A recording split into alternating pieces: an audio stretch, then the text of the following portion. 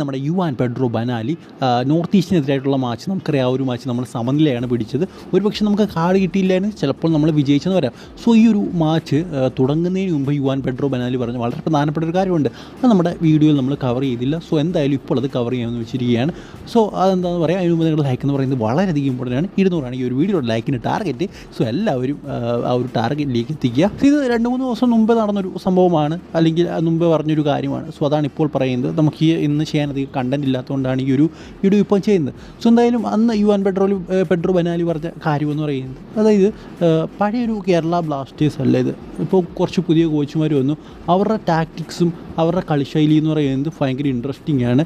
അതുപോലെ തന്നെ ഈ ഒരു ടീമിനെ അപ്ലിഫ്റ്റ് ചെയ്യുന്നൊരു ടാക്ടിക്സ് ഒക്കെയാണെന്നാണ് അദ്ദേഹം പറയുന്നത്. സോ ഇത് കളിക്ക് മുന്നേ തന്നെ അദ്ദേഹം പറഞ്ഞൊരു കാര്യമാണ്. കളിക്ക് ശേഷം അദ്ദേഹം പറഞ്ഞ എന്താണ് നിങ്ങൾ കേട്ടതാണ്, ഞാൻ വീഡിയോ ചെയ്തതാണ്. അതായത് ഈ ഒരു മാച്ചിൽ നിന്ന് ഒരു പോയിൻ്റെങ്കിലും കിട്ടിയത് ഭാഗ്യമായി എന്നാണ് അദ്ദേഹം പറയുന്നത്. ഒരു പോയിൻ്റ് മതി ഈ ഒരു എവേ മാച്ചിൽ.